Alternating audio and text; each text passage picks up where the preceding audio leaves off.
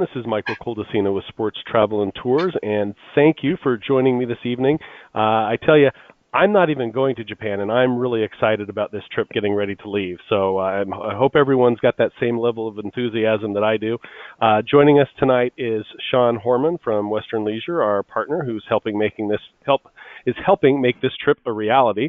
And also Jay Smith is here and may say a few words at some point during the broadcast. I believe everybody should have received an email with a number of different documents. The one that we'll just be kind of going over at a high level will be the itinerary. And there's a number of questions that have been sent in by the travelers in advance, and I'm sure many of you will have additional questions. The way we're going to facilitate the answering of questions is that when you logged into the webinar, there should have been a GoToWebinar toolbar that pops up. There's a tab where you can type in your question. Type in the question at any point in time during the presentation.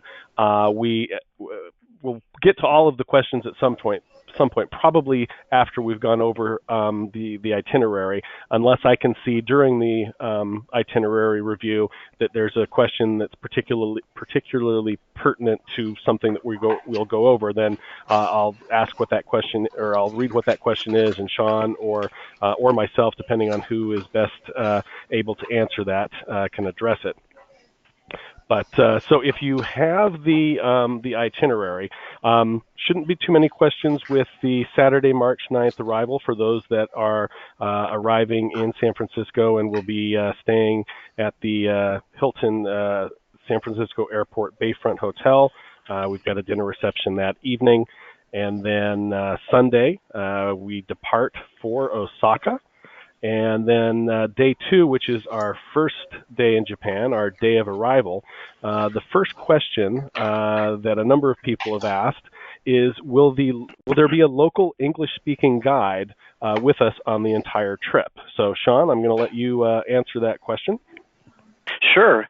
There will be a local English-speaking guide, but the guide will not be there for the entire trip. You're going to have 2 guides, one for the what we call the Kansai area, or the southern part, and a separate one for the northern part in the Tokyo area. So you'll have 2 guides, but they will be multiple days with you, and you're not going to have a different guide each day.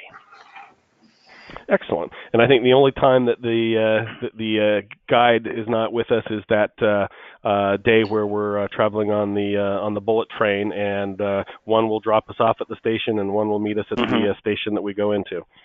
That's correct. And by then you will have ridden a train, and it will be old hat, so it'll be a nice, easy day. Very good. Okay, so day 3, Osaka and the stadium tour. There's a number of questions that have come up, mainly for the end of that day. But the first 2 questions are, what type of breakfast can we expect at the hotels on this trip? Great question. And these are all tourists, what they would call a tourist hotel in Japan, and are used to foreign visitors. And you'll always have a couple of choices, and one of those choices will be an American breakfast, and it'll say that on the menu. Some of them do have a buffet, but they'll have that same thing. So scrambled eggs, toast, coffee, fruit, the things that you are used to. But there will also be other choices, rice. A lot of Japanese like to have soup in the morning, and even green salad.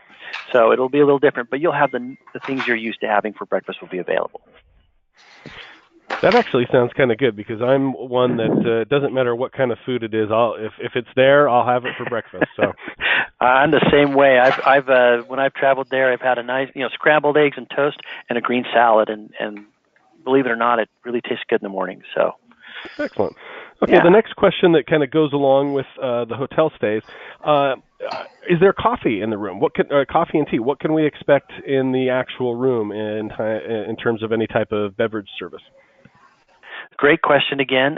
Most of the hotel rooms will have tea or hot water available in the room. Coffee is not as common in the room. Most will have that available either in the room or in the lobby. Okay, perfect. So later on, after we've visited Hanshin Koshin Stadium, home of the Hanshin Tigers, and after dinner, you're going to want to be preparing for that next morning and the first trip on the bullet train. And the note in the itinerary says, please pack a small overnight bag for Hiroshima. Your suitcase will be shipped to the hotel in Kyoto on the following morning. So we've got a number of questions that kind of go with that. The first question is, are there size restrictions or recommendations on the bags that you can take on the bullet train? And then also, how exactly are those bags going to arrive at our next stop? Very good questions, of course. Let's go back just a little bit, and we'll explain why the bullet train. Absolutely fabulous way to travel, and everyone will enjoy it very much. It's my favorite mode of transportation I've ever been on. Great service. However, there isn't, because it's a scheduled train, it pulls in, you've got a couple of minutes to get on and off. They don't have a big luggage area. So for travelers who have a full-size suitcase, it is not a convenient way there's no convenient way to get it on and off the train. So the way that travelers do that in Japan is you take a little bag, like what you would maybe think of as a small carry-on on the train, and you ship your baggage to the next location, and they take it by truck, and it goes out in the morning, and it gets there by the time you're there in the evening, because you're going to be traveling by train and doing other things. So on the train, there is an overhead shelf. It's very similar to maybe what you would see on a motor coach. And so just a backpack, a small day bag, anything like that will fit up there just fine. So hopefully that answers that question of your overnight bag. I don't know of exact dimensions that I would give you, but something that's easy to carry and that you can put on a shelf. If a bag that someone has would normally fit underneath an airline seat, is that going to be fine to take on the Shinkansen? That's perfect. That's a very good description. Yeah, you don't want a roller bag like you take on a plane. That's a little bit too big. But if it fits under the seat on the airplane, you're perfect. Okay, excellent. All right, so that next morning on day 4, after leaving the hotel, we'll board the bullet train for our first trip to Himeji Castle. And the question that comes with that is on day 4, and then also on day 8 when we're in Hakone, the question is, can you leave your day bag, that overnight bag, on the minibus while we're exploring? Yes, it's a chartered transportation. So just like any other bus or chartered transportation that you have, you'll be able to leave your belongings on the bus. Okay, excellent. Okay, so day 5, we are going to end up being in Kyoto, and nothing really to note in terms of questions that has come up there, unless someone wants to submit a question. We're going to go through until we hit day 7. This is when we're getting ready to go to Hakone the next day. Just to remind everyone, that's the other time where you're going to want to pack that overnight bag so that it can your main pieces of luggage or piece of luggage can be shipped ahead, and we'll be on the bullet train again on day 8 from Kyoto to Hakone. Hey, Michael, I noticed earlier that there was also, maybe we didn't cover it, the question about shipping the bags, and it's very easy. It's just like when you get on a coach and you're on a tour, you have your bags down and it gets labeled to be put on the bus. You'll do the same thing in the hotel. The bellmen are absolutely fantastic. So in the morning, you'll have your bags down, they'll label them, and it'll all be taken care of and labeled and shipped for you to the next hotel, just so everybody knows. Excellent. Okay.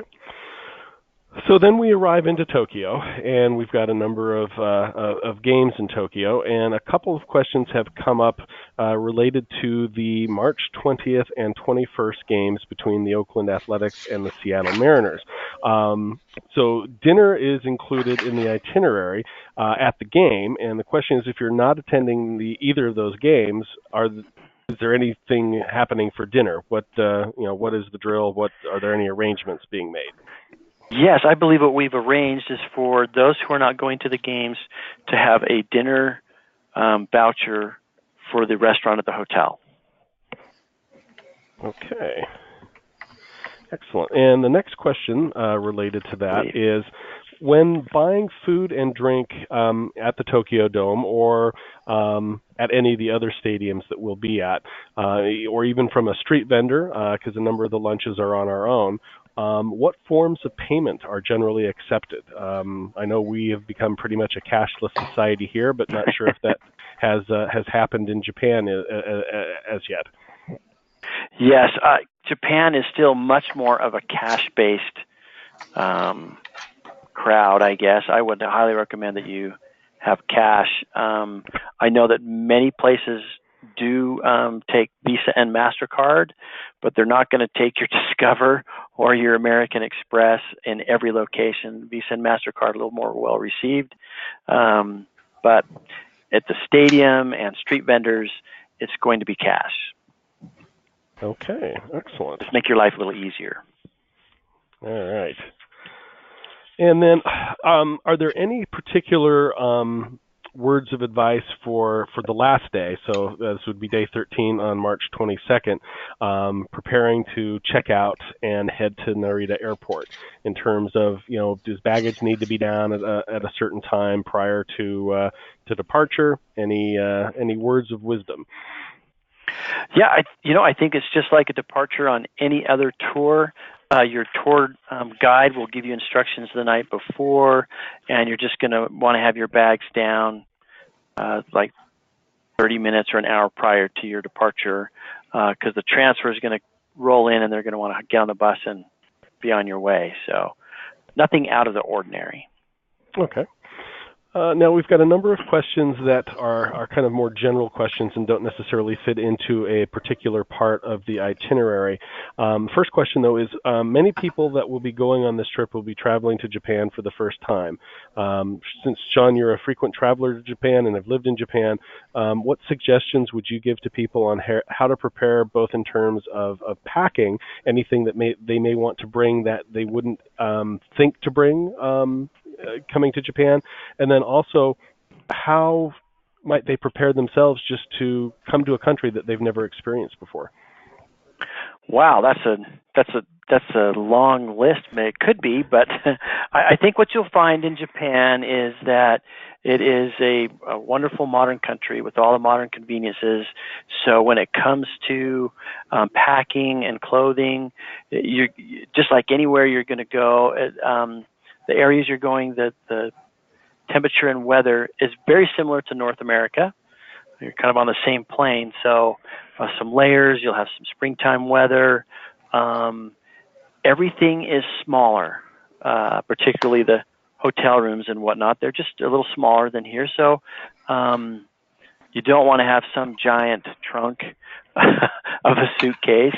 Just a regular suitcase would be my suggestion, to not go too big. And keep your things again, not too heavy. Definitely for your travel bag, your overnight bag. I would highly recommend that whatever you have that you're going to use for that it have a big enough strap to go over your shoulder, or even a backpack style. Because as you go through the train stations, you are going to go up and down stairs. And it's always nice to not be too encumbered that you don't have a free hand to hold onto the rail and just get up and down the stairs. So I would definitely recommend that. Electricity-wise, their voltage is just a little bit different than in the U.S. I don't think I know the technical terms, but all of your low voltage appliances I'm saying, like to plug in to charge your phone, if you're taking that, or a laptop, or your tablet, or even like to recharge your razor, things like that will all work. However, a hair dryer or a curling iron or something like that will not. You'll need to have a conversion. I don't know the details on that, but you'd have to look that up because they don't work. They don't have the right amount of voltage for those high voltage appliances. that you might use. The water there is clean. You can drink that. You don't have to worry about that. It's a very easy, convenient place to travel. There's a lot of people there who have, all Japanese students have to study English through high school, and many continue on in college. So they're very good at reading and writing, maybe not as well verbally, but it makes it nice because many will be able to try, or you could write it down and they can read it. Also now, I guess we have something you might consider is there's wonderful translation apps for your phone. So even though you might not be calling, you may want to get Google Translate. You can load Japanese into it, and it's a wonderful tool. Michael, I don't know if you've tried it yet with any languages, but it's a wonderful tool, and once it's loaded, you don't have to have a connection to your service, and you can go both directions. You can speak into it, and it will translate audio back in Japanese and the reverse. So that might be a lot of fun to have.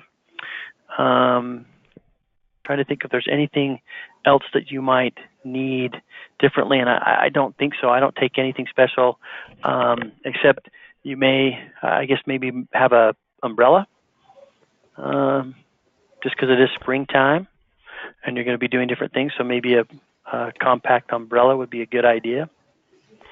Yeah, I would say probably either a compact umbrella or some type of rain, not a raincoat, but I often travel with a waterproof shell so that it can just go over whatever I'm wearing, and it isn't bulky, and it folds up to pretty much not a lot of room. So yeah, it's a very small thing. Okay. Yeah. And those are things too that if, for instance, you didn't bring an umbrella or you don't want to pack one and you want to buy one, they're very cheap in Japan and everywhere. So you would be okay.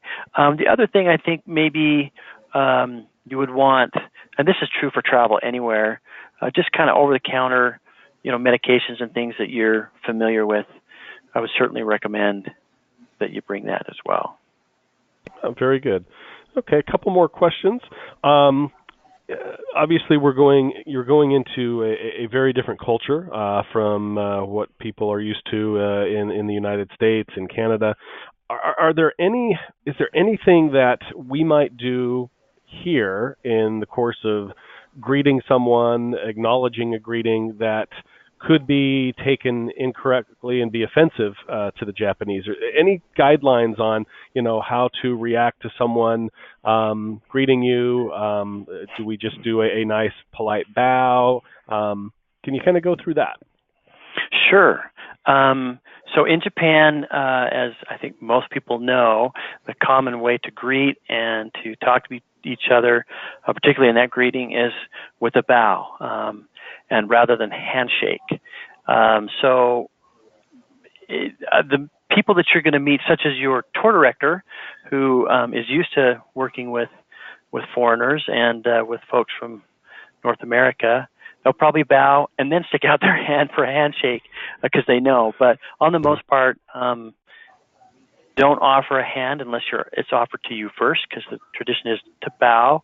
And there's a whole thing about the degrees of bowing, but don't worry about it. Just kind of follow what you see. When someone meets you and bow this similar type of bow, and it's just kind of from the waist. Doesn't have to be super deep. It's just a nice bow. But you'll just kind of, I think, when in Rome, do as the Romans do. Kind of follow that same path here in Japan, and you'll be fine. The Japanese are very warm, very friendly people. They're very polite, so that makes it easy for them. And I think that that's another thing. Common courtesy. Realize that Japanese are very aware of if they're doing something that might disturb someone next to them. So they're not super loud all the time and things like that. I know that Americans kind of have that reputation of being loud. Now, I know your travelers are well-traveled and they understand just common courtesy and being polite. The time that they're not quiet, though, is in a baseball game. They have the most crazy loud fans you've ever seen, so you can let it loose in a baseball game. And even in the sumo, you'll see they love their sports, and you're in for a real treat to go to a game there. So I think really just common courtesy and kind of seeing what they're doing and being prepared to bow first and not try and shake hands unless that's offered to you. And they're not really good handshakers. Don't be offended if they do go to shake your hand, and what do we call it, Michael? Like the dead fish? I used to always call it that, where it's a handshake and it's not a nice squeeze. It's just sort of a limp hand. And in America, you think, well, that's not very nice. You're supposed to, both squeeze and you get kind of the dead fish. It's not because they're trying to be rude. It's just they don't shake hands very much. So it's kind of like how they shake hands in France. They basically just literally hand you a dead fish, and that's what it feels like. And, yeah. Now, there's one other thing that I would tell people going to Japan who are there for the first time. Again, the Japanese are very open. They laugh a lot, and they realize that you're new to their culture, and they're okay with that. They're not easily offended, as some other cultures may be, and they'll kind of direct you in the right direction. But there's one thing that I would say that you shouldn't ever do that some Americans might do, and that's when you're eating any meal and you have a bowl of rice, never take your chopsticks and stick it like upright in the rice and leave them. Because it seems like if you don't eat with chopsticks very often, then, that's a pretty handy place just to stick my chopsticks, is in the rice. Don't do that. No one ever does that. And it's offensive because it's actually part of a funeral ceremony to put the rice, the chopsticks in a rice bowl and, sticking up as part of a funeral ceremony that they do. And so it is rather offensive. I guess that's kind of the only thing. Yeah. So that's why there's always a little rest for your chopsticks, or you can rest them on the bowl, across that or on the plate. But not sticking upright. Gotcha. Yeah, don't stick them in the rice and have them, being vertical, stuck in the rice. Don't do that. Other than that, I think it's just pretty much common courtesy. Okay. Well, we've got one more question that's come in, unless another one is submitted in the next couple of minutes here. And that is, can you go over, are there any gratuities that are expected from the guides, at the restaurants, at any point in time during the trip, or are they all taken care of? The gratuities are taken care of. There isn't a tradition of tipping in Japan anyway. So it's starting to creep in a little bit, but on the most part, there isn't tipping. It's the most wonderful service I've ever experienced anywhere in the world, and there is no tipping.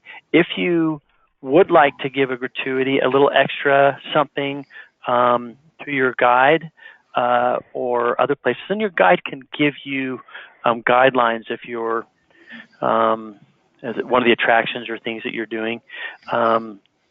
But on the most part, it's not expected at all, but it's appreciated.